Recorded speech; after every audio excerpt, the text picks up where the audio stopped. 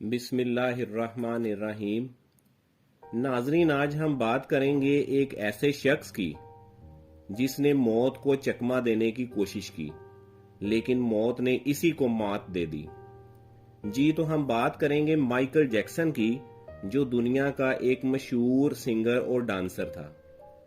اسے کسی نجومی نے کہا تھا کہ تم 70 سال جیو گے، لیکن اس نے جواب دیا کہ وہ 150 سال تک زندہ رہے گا۔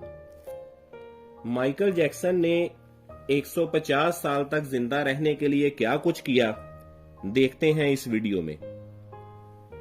مائیکل جیکسن 29 اگست 1958 کو امریکہ کے ایک سیاہ فام گھرانے میں پیدا ہوا۔ یہ اپنے ماں باپ کا 7واں بچہ تھا۔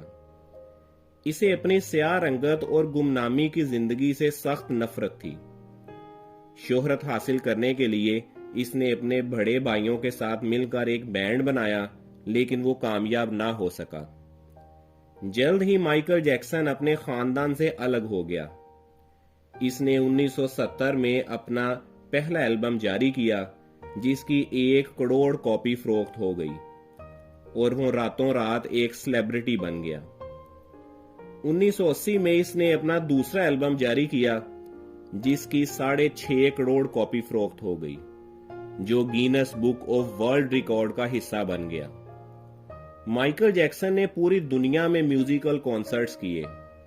لوگ اس کے اس قدر دیوانے تھے کہ اس کے کانسرٹ کے دوران دیواروں میں ٹکریں مار کر اپنا سر پھاڑ لیتے تھے اور کچھ خود کو آگ لگا لیتے تھے۔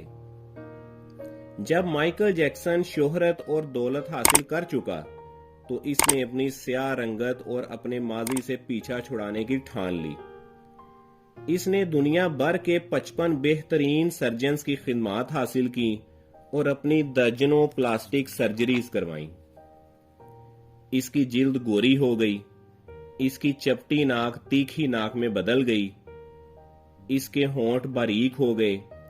اس سے مائیکل جیکسن کی پوری شخصیت بدل گئی۔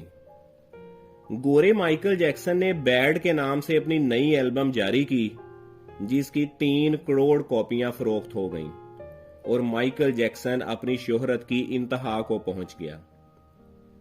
مائیکل جیکسن نے اپنے ماضی سے پیچھا چھڑانے کے لیے اپنے پرانے دوست چھوڑ دیے، اپنے ایڈریسز بھی بدل لیے اور مزید شہرت کے لیے ایک مشہور پاپ سنگر کی بیٹی لیزا میری پریسلے سے شادی کر لی۔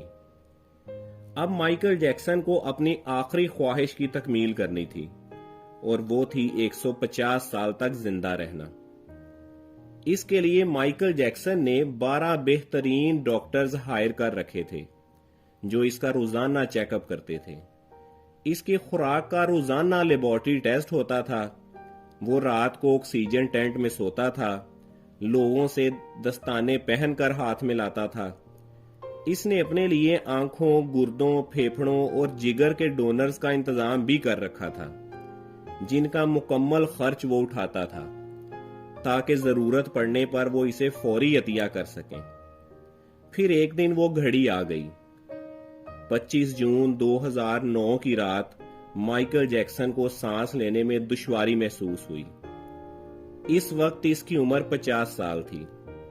اس کے ڈاکٹرز نے فوری طور پر اسے ہسپتال منتقل کیا، لیکن دنیا کے بہترین ڈاکٹرز بھی اسے نہ بچا سکے اور وہ 30 منٹ میں انتقال کر گیا۔ گوگل پر مائیکل جیکسن کی موت کی خبر 10 منٹ میں 8 لاکھ لوگوں نے دیکھی۔ اس ہیوی ٹریفک کی وجہ سے ویب سائٹ کریش کر گئی اور کمپنی کو اپنے صارفین سے معذرت کرنی پڑی۔ پوسٹ مارٹم سے پتا چلا کہ مائیکل جیکسن کی پسلیاں ٹوٹی ہوئی تھیں اور وہ مخصوص خوراک کھانے کی وجہ سے ہڈیوں کا ڈھانچہ بن چکا تھا۔ وہ سر سے بھی گنجا تھا اور اس کے جسم پر بے شمار سوئیوں کے نشان تھے، کیونکہ وہ روزانہ کئی انجیکشن لگواتا تھا۔ مائیکل جیکسن نے قدرت کے قوانین کو سمجھنے کی کوشش نہیں کی، بلکہ ان قوانین سے ٹکرانے کی کوشش کی اور ناکام ہوا۔ مائیکل جیکسن کی غلطی شاید یہ تھی کہ وہ زندگی اور موت کے خالق کو بھول گیا تھا۔ جدید سائنس بھی انسان کو موت سے نہیں بچا سکتی۔ اس کی وجہ شاید یہ ہے کہ کہ سائنس زندگی کی خالق نہیں ہے. جو زندگی پیدا کرنے والا ہے وہی اس کو کنٹرول کر سکتا ہے.